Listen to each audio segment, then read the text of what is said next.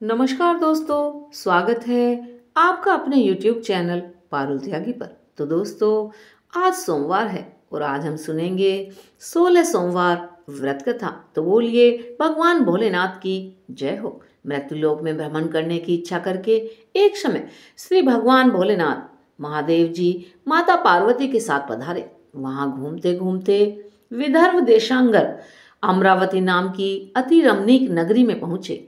अमरावती नगरी अमरापुरी के सदृश सब प्रकार के सुखों से परिपूर्ण थी। उसमें वहां के महाराज का बनाया हुआ अति सुंदर शिवजी का मंदिर बना था। उसमें भगवान भोलेनाथ माता भगवती के साथ निवास करने लगे। एक समय माता पार्वती भगवान भोलेनाथ को प्रसन्न देख के मनोविनाद करने की इच्छा से बोली कि हे महाराज, आज तो हम तुम्हारे साथ चौसर खेलेंगे। तब भगवान भोलेनाथ ने अपने प्राण प्रिय की बात को मान लिया और चौसर खेलने लगे। उस समय इस स्थान पर मंदिर का पुजारी ब्राह्मण देवता मंदिर में पूजा करने के लिए आया। माता जी ने ब्राह्मण से प्रश्न किया कि पुजारी जी बताओ, इस बाजी में हम दोनों में किसकी जीत होगी। तब ब्राह्मण देव ने बिना विचारे ही शीघ्र बोल दिया कि महादेव जी की जीत होगी। अब थोड़ी देर में बाजी समाप्त हो गई और माता पार्वती जी जीत गई। अब तो पार्वती जी ब्राह्मण को झूठ बोलने के अपराध में श्राप देने के लिए तैयार हो गई। तब महादेव जी ने पार्वती जी को बहुत समझाया, परंतु उन्होंने ब्राह्मण को कौड़ी होने का श्राप दे दिया। कुछ समय बाद पार्वती जी के श्रापवश पुजारी के शरीर में कोढ़ उत्पन्न हो गया। इस कारण पुजारी जी अनेक प्रकार से कष्ट सहने लगे। इस तरह के कष्ट सहते हुए जब बहुत दिन हो गए तो देवलोक की अप्सराएं भगवान भोलेनाथ की पूजा करने उसी मंदिर में पधारी और पुजारी जी के कोढ़ के कष्ट को देखकर बड़े ही दयालु भाव से उनसे रोगी होने का कारण पूछने लगी। अब पुजारी जी ने निसंकोच सारी बातें उन अप्सराओं से बता दी। तब वे अप्सराएं बोली कि पुजारी जी, अब तुम अधिक दुखी मत होना, भगवान भोलेनाथ तुम्हारे कष्टों को अवश्य ही दूर कर देंगे। तुम सब बातों में श्रेष्ठ 16 सोमवार का व्रत भक्तिभाव से करो। पुजारी जी अप्सराओं से हाथ जोड़कर विनम्र भाव से 16 सोमवार व्रत की विधि पूछने लगे।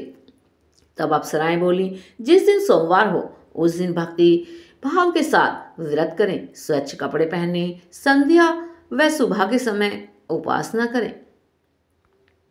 आधा शेर गेहूं का आटा लें, उसके 3 भाग बनाएं और घी, गुड़, दीप, नैवेद्य, बेलपत्र, जनेऊ, जोड़ा, चंदन, अक्षत, पुष्प आदि के द्वारा प्रदोष काल में भगवान भोलेनाथ का विधि विधान से पूजन करें। तत्पश्चात 3 भागों में से 1 भाग शिव जी को अर्पण करें, बाकी 2 को शिव जी का प्रसाद समझकर उपस्थित लोगों में बांट दें और आप भी अपने परिवार के साथ प्रसाद ग्रहण करें। इस विधि से 16 सोमवार का व्रत करें। तत्पश्चात 17वें सोमवार के दिन पाव सेर साफ गेहूं के आटे की बाटी बनाएं, उसमें घी गुड़ मिलाकर चूरमा बनाएं और भगवान भोलेनाथ को भोग लगाकर उपस्थित भक्तजनों में बांट दें। इसके बाद परिवार सहित प्रसाद लें। भगवान भोलेनाथ की कृपा से आपके सभी मनोरथ पूर्ण हो जाएंगे। ऐसा कहकर वो अप्सराएं वहां से चली गईं। अब ब्राह्मण देव ने यथाविधि 16 सोमवार व्रत किया तथा भगवान भोलेनाथ की कृपा से रोग से मुक्त होकर आनंद से जीवन व्यतीत करने लगा। कुछ दिन बाद फिर भगवान भोलेनाथ और माता पार्वती उस मंदिर में पधारे। तब माता पार्वती ने ब्राह्मण को निरोगी देखा और पार्वती ने पूछा कि तुम्हें रोग से मुक्त होने का कौन सा इलाज किया। तब ब्राह्मण ने 16 सोमवार व्रत की विधि माता को कह सुनाई। तब माता पार्वती अति प्रसन्न होकर ब्राह्मण से व्रत की विधि पूछकर स्वयं व्रत करने को तैयार हुई। व्रत करने के बाद उनकी मनोकामना भी पूर्ण हुई तथा उनके रूठे पुत्र स्वामी कार्तिकेय स्वयं माता के आज्ञाकारी पुत्र हुए। परंतु कार्तिकेय जी को अपने यह विचार परिवर्तन का रहस्य जानने की बड़ी इच्छा हुई। माता से बोले कि हे माता, आपने ऐसा कौन सा पुण्य किया जिससे मेरा मन आपकी ओर आकर्षित हुआ। तब पार्वती जी ने वही 16 सोमवार व्रत कथा उनको सुनाई। स्वामी कार्तिकेय जी बोले कि इस व्रत को मैं भी करूंगा, क्योंकि मेरा प्रिय मित्र ब्राह्मण बहुत दुखी दिल से परदेश गया हुआ है। हमें उससे मिलने की बहुत ही इच्छा है। कार्तिकेय जी ने भी इस व्रत को किया और उनका प्रिय मित्र ब्राह्मण मिल गया। मित्र ने इस आकस्मिक मिलन का भेद कार्तिकेय जी से पूछा तो वे बोले कि हे मित्र, हमने तुम्हारे मिलने की इच्छा करके 16 सोमवार का व्रत किया था। अब तो ब्राह्मण को भी अपने विवाह की बड़ी इच्छा हुई। कार्तिकेय जी से व्रत की पूरी विधि पूछी और यथाविधि व्रत किया। व्रत के प्रभाव से जब वह किसी कार्यवश विदेश गया तो वहां राजा की लड़की का स्वयंवर था। राजा ने प्रण किया था कि जिस राजकुमार के गले में सब प्रकार से श्रृंगारित हथनी माला डालेगी, मैं उसी के साथ अपनी प्यारी पुत्री का विवाह कर दूंगा। भगवान भोलेनाथ की कृपा से ब्राह्मण भी स्वयंवर देखने की इच्छा से राजसभा में गया और सभा में एक ओर जाकर बैठ गया। अब नियत समय पर हथनी आई और उसने जयमाला उस ब्राह्मण के गले में डाल दी। राजा ने अपनी प्रतिज्ञा के अनुसार बड़े ही धूमधाम से कन्या का विवाह उस ब्राह्मण के साथ कर दिया। राजा ने ब्राह्मण को बहुत सा धन और सम्मान देकर संतुष्ट किया। ब्राह्मण सुंदर राजकन्या पाकर सुख से जीवन व्यतीत करने लगा। एक दिन राजकन्या ने अपने पति से प्रश्न किया कि हे प्राणनाथ, आपने ऐसा कौन सा भारी पुण्य किया था जिसके प्रभाव से हथनी ने सब राजकुमारों को छोड़कर आपके गले में माला डाली। तब ब्राह्मण बोला कि हे प्रिय, मैंने अपने मित्र कार्तिकेय जी के कथानुसार 16 सोमवार का व्रत किया था, जिसके प्रभाव से मुझे तुम जैसी रूपवान पत्नी की प्राप्ति हुई है। अब तो व्रत की महिमा को सुनकर राजकन्या को बड़ा ही आश्चर्य हुआ और वह भी पुत्र की कामना करके व्रत करने लगी।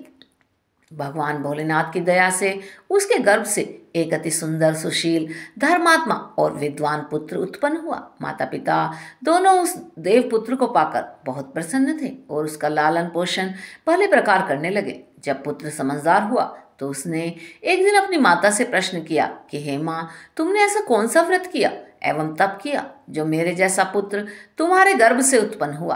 माता ने पुत्र का प्रबल मनोरथ जान करके अपने किए हुए 16 सोमवार के व्रत को विधि के सहित अपने बेटे को बताया। तब पुत्र ने सब तरह के मनोरथ पूर्ण करने वाले व्रत को सुना तो वह भी इस व्रत को राज्याधिकार पाने की इच्छा से हर सोमवार को यथाविधि करने लगा। तो एक दिन एक देश के वृद्ध राजा के दूतों ने आकर उसको राजकन्या के लिए वरण किया। राजा ने अपनी पुत्री का विवाह ऐसे सर्वगुण संपन्न ब्राह्मण युवक के साथ करके बड़ा सुख प्राप्त किया। वृद्ध राजा के दिवंगत हो जाने पर इसी ब्राह्मण बालक को गद्दी पर बैठाया गया, क्योंकि दिवंगत राजा के कोई पुत्र नहीं था। राज्य का उत्तराधिकारी होकर भी वह ब्राह्मण पुत्र अपने 16 सोमवार के व्रत को करता रहा। जब 17वां सोमवार आया तो ब्राह्मण पुत्र ने अपनी पत्नी से सब पूजन सामग्री लेकर भगवान भोलेनाथ के लिए शिवालय में चलने के लिए कहा, परंतु उसकी प्रियतमा ने उसकी आज्ञा की परवाह ना की और दास दासियों के द्वारा सब सामग्री शिवालय में भिजवा दी और अपने आप नहीं गई।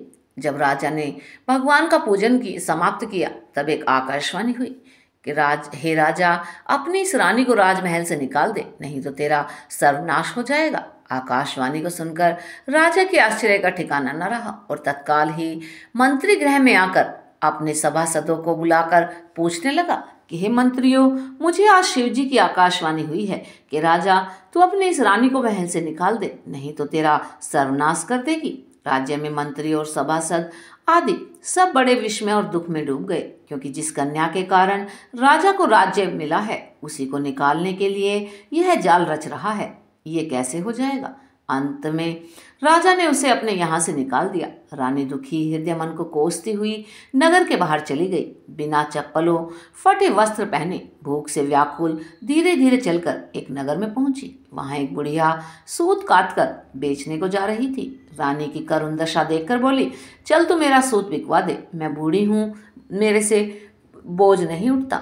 ऐसी बात बुढ़िया की सुन रानी के सिर पर सूत की गठड़ी उतार कर अपने सिर पर रख ली। थोड़ी देर बाद आंधी आई और बुढ़िया का सूत पोटली के सहित उड़ गया। बेचारी बुढ़िया पछताती रह गई और रानी को अपने साथ से दूर रहने को कह दिया।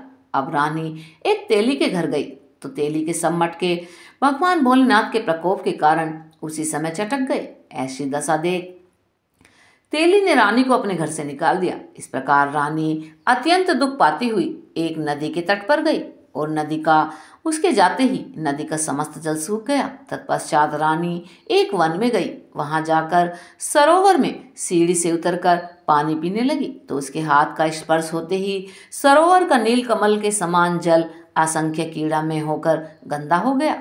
रानी ने भाग्य पर दोष करते हुए उस जल को ही पी करके पेड़ की शीतल छाया में विश्राम करना चाहा, तो वह रानी जिस पेड़ के नीचे जाती उस पेड़ के पत्ते स्वयं ही नीचे गिर जाते। वन, सरोवर तथा जल की ऐसी दशा देखकर गायें चराते ग्वालों ने अपने गोसाई जी से, जो उस जंगल में स्थित मंदिर में पुजारी थे, कहा। गोसाई जी के आदेश अनुसार ग्वाले रानी को पकड़कर गोसाई जी के पास ले गए। रानी के मुख की कांति और शरीर शोभा देख गोसाई जान गए कि अवश्य ही कोई विधि की गति की मारी कुलीन स्त्री है। ऐसा सोचकर पुजारी जी ने रानी से कहा कि पुत्री, मैं तुमको अपनी बेटी के समान रखूंगा, तुम मेरे साथ मेरे ही आश्रम में रहो। गोसाई जी के ऐसे वचन सुनकर रानी को थोड़ा धीरज हुआ और आश्रम में रहने लगी। परंतु आश्रम में रानी जो भी भोजन बनाती उसमें कीड़े पड़ जाते, जल भरकर लाती तो उसमें कीड़े पड़ जाते। अब तो गोसाई जी भी बहुत दुखी हुए और रानी से बोले कि हे बेटी, तुम्हारे ऊपर कौन से देवता का कोप है जिससे तुम्हारी ऐसी दशा हुई है।